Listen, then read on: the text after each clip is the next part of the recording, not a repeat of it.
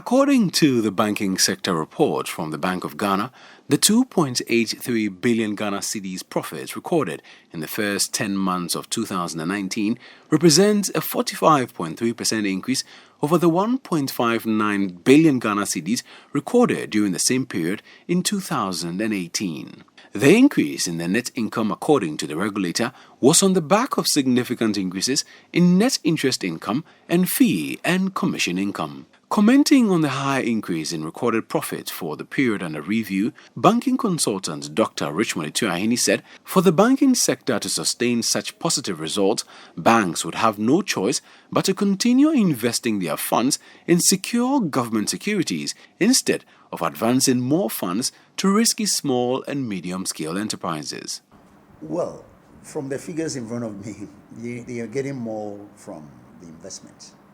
And that's the rational thinking. Every rational human being would have to look at where the risk is. There's less risk.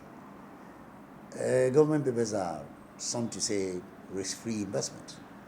Whereas if you advance money to me or to any other business, you are required to make provision for the debts. And because of that, they have to be circumspect about where they want to go, considering the historical antecedent of our loan businesses. Our loan businesses have not been very good for the last 10 years. The provision, as I said, started in 2010. It's been climbing until it reached 22.6%, I think, 2018. So every rational human being, especially considering your new capital, if you were forced to inject about 200 million, why would you want to go and lend part of it to high-risk business? Definitely you want risk-free so that you can have a better return on your assets. The report further revealed that, broadly, the asset and liability structure of the bank's balance sheet remains unchanged. Investments dominated the asset mix of banks, followed by loans and advances. For Dr. Atuahene, this structure will remain as it is for the foreseeable future unless government and other relevant stakeholders in the banking sector introduce some fundamental changes. If you don't pay them, it affects the banking sector. There is a correlation between a non-performing and the capital and the solvency and profitability of a bank.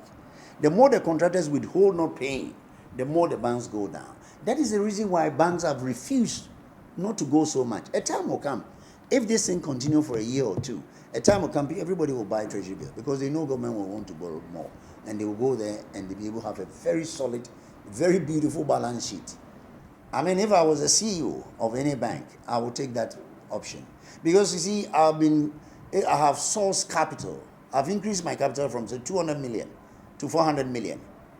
I expect to pay my dividend. I expect to pay the return on the capital. What would it be to me if I go into a loans where I cannot pay dividends? My shareholders will say, no. We didn't give you money to go and get yourself started. So until the fundamentals of the economy, what I mean by high interest rate, slow judiciary processes, one of the things that is killing us that when you go to court to do recovery, it takes an average of, say, 5 years. Even when you have a facility to sell a security, it doesn't go very well. And because of that, banks are also learning that we don't want to take certain securities when we cannot dispose of it.